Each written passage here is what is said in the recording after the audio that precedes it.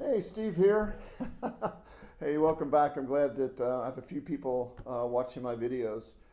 Today, I want to tell you a story that's really began to change my whole life. I'm in transition, and transition basically means moving from one place to another or to another stage of life to another stage of life.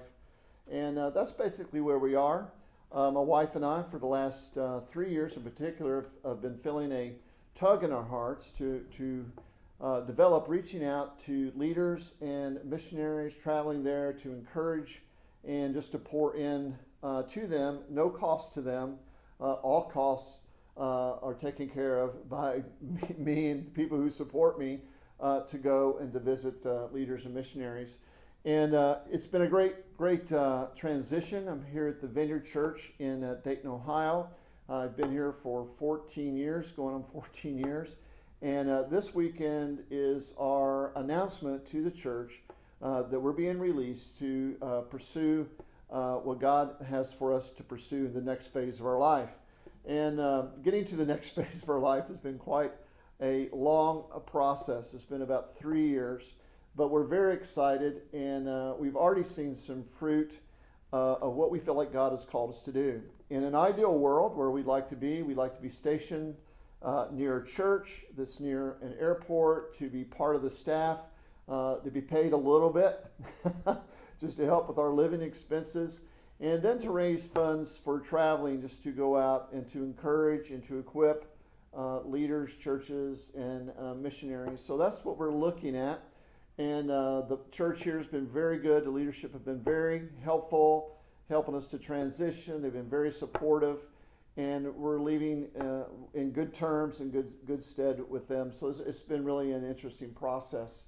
A couple of years ago, I got to travel down to Costa Rica, and while I was on the airplane, I heard a name, and the Lord gave me a name, and I thought, oh my gosh, I said, that name is so common in Costa Rica. How in the world can this be accurate? But anyway, we got there, and it was fun. We got to hang out with a friend of mine. And then I mentioned to him over dinner, I mentioned that, hey, while I was on the airplane, I heard a name. And the whole team was sitting at dinner, and I told him the name. And one of the team members says, well, he's the guy that's over this church here in Costa Rica. And I just couldn't believe it. So anyway, we set up a special time with this person, and we went to him, and he gave us a private meeting with him. It was just amazing that we were able to meet with him. We had some encouraging words for him. The only directive that we had was just develop your relationship with Jesus, and everything else will fall into place. Well, anyway, we gave the word to him, and he was a bit down, a bit discouraged. And our time spent with him then began to go forward rather rapidly. We asked him to tell us the way this church came to pass, what he was doing, and all that kind of stuff. Anyway, he walked through the church, and as he began to tell us about the miracle after miracle after miracle of the Lord's provision for their church and their ministry, he just began to rise out of his just a little bit of a depression there, and was just beaming by the end of our stay. He thanked us profusely. Thanks for coming. And we went on our way. Well, I've experimented with this in Ireland and Scotland, and experimented a little bit in England and a couple churches around the United States. And it's certainly true. Leaders need to know that there's a Father in heaven who loves them and cares for them, and that there's somebody who will go with no agenda, with no hidden agenda, just to go to bring encouragement to them in their churches. I figured it out. If we can encourage the leaders and they're doing well, guess what? The churches will be encouraged because they are encouraged. Well, anyway, that's a small part of our vision, what we want to do. We're excited about it. If you'd like to find out more, just look at my website, eyesoutward.com, and I will have this video and some other information that might be inspirational to you, that you might want to support us in our mission. Lastly, I'd just like to leave with a small story. It's so funny. I began to do this practicing going, and I wanted to go to England, Scotland, and Ireland to see some of the people that we had known there. We were there missionaries for 18 years. And we wanted to go back and reestablish some connections. So I'm in big room, and I'm in there worshiping, and I'm just getting ready to go, and I hear a whisper, "You need to check your airline ticket." So I checked my airline ticket, and what I discovered was my airline ticket did not have my correct name on it, as on my passport. So I said, oh my goodness, it was Thursday. And so I called the airline. They said, yeah, we can fix that. Come to the airline. I went there to the airline. They couldn't fix it because of the travel agent. I called the travel agent. It was an out-of-country group of people who owned the airline exchange thing. And it took me 2 hours. I worked 4 hours on Thursday. Nothing. I couldn't get anything through. Friday I called. Finally got a hold of a guy named John. He says, oh, no problem, Mr. Bowen. We can take care and change your ticket. However, all of the supervisors have left. They've all left, okay? They have all left, and we can't deal with your ticket change until Monday. I said, John, I'm flying out on Monday. And he says, no problem, Mr. Bowen. We'll get it done. And so, you know, I'm still trying to move into trust and faith in this whole thing. So the whole day I was just thinking about it.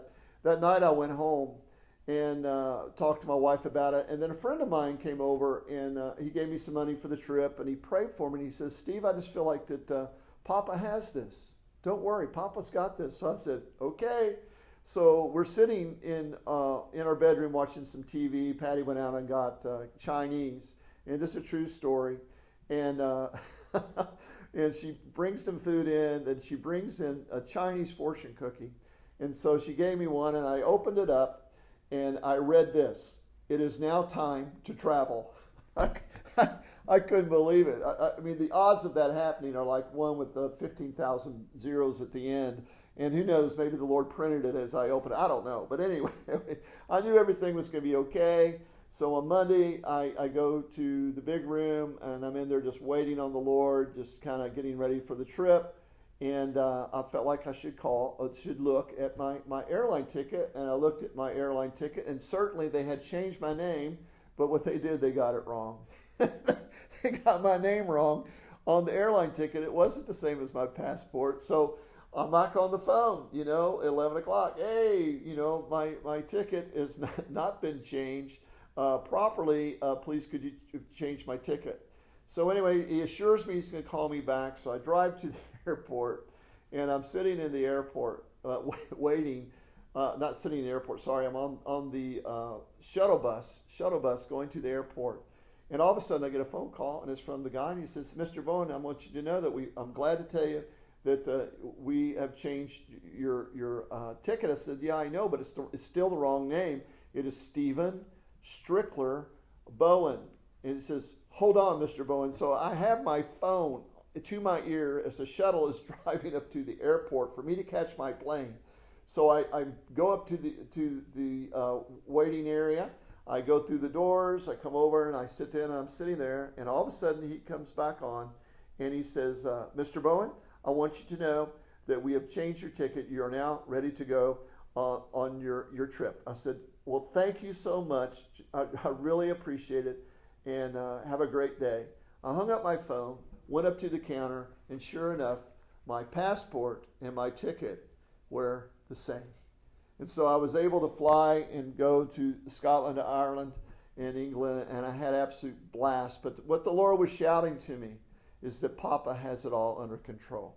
And Patty and I, we really believe that our next steps, that the Father has it all under control. And the same is true for your life. He's interested in your life just as much as he's interested in our life. Anyway, bless you guys. Thanks for tuning in.